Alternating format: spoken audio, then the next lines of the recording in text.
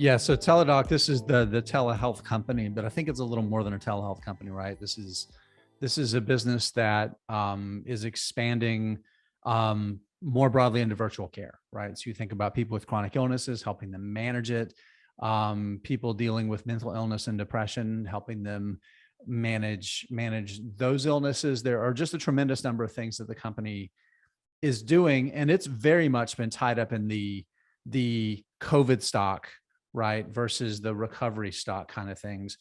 And if you look at its business, let's see, I think I've got just real quickly a couple of tables here, and I'm just going to share.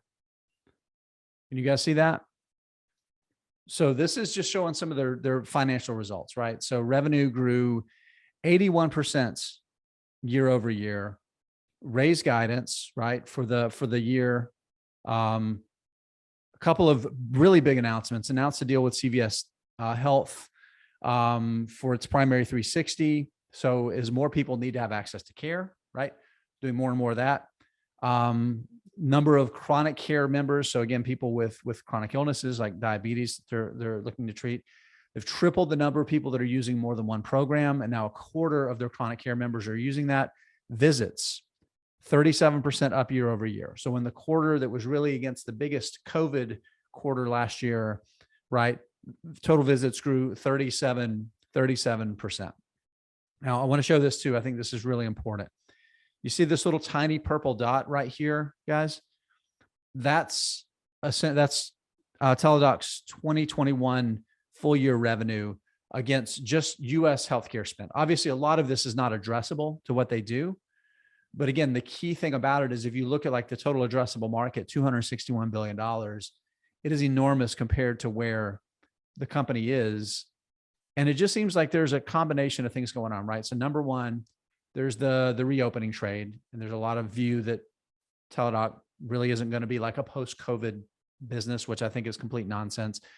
But also the reality is that Livongo Health deal, they paid like almost 60 times sales for Livongo Health. That was a huge buy, right? And it's going to be years of growth and expansion of how the Livongo Health tools integrate into their total offering before that pays off, right? And also a lot of Livongo people came along and their compensation came along, equity-based compensation, that sort of thing. So that's maybe part of it too. But at the end of the day, I just think this is a very misunderstood business in a massive and growing industry. Okay, so my biggest question and I rank this a lot lower than you two did. I don't understand the telehealth model as much as I probably should, just because it's really not in my wheelhouse.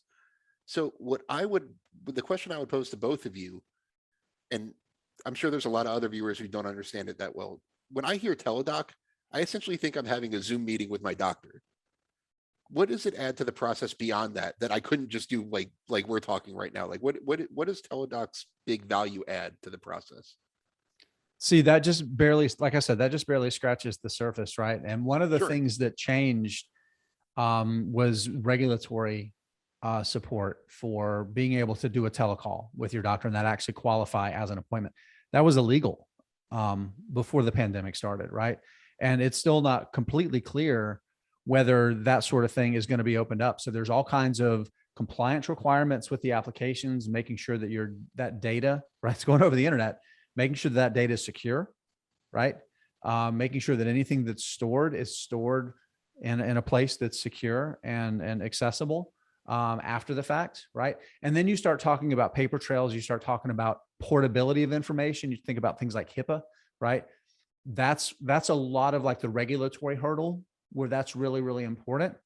And then it's all of the other tools, those virtual care tools that aren't you doing a video call with a doctor, right? That are helping you deal with a chronic illness, the little nudges, right? To mind you, are you checking your insulin? Are you taking your medications? Things like mental illness, making sure that you're making your appointments with your therapist, that you're scheduling, that you're doing your follow-ups, that sort of thing. Those things are really, really valuable. And it's something you don't get with just the Zoom license.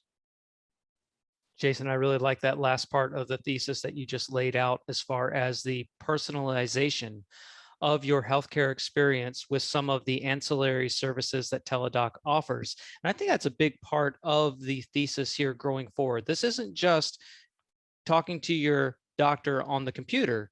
This is, like you said, it knows about you and it's sending you nudges, and it is collecting information on you as well that it can use to improve healthcare experiences for other people going forward. And really that is something that improves the product the more people that they get involved there. And the Livongo acquisition is a big part of why they're building this out and how they're building this out. But as more people sign up for the service, as they gain more user data and more medical information, Yeah. this is something that they can get better at going forward. And That data is really important, John. I'm glad you mentioned it, because over time, that data will be useful to understanding what's effective, right? And provide improving outcomes, which is really important.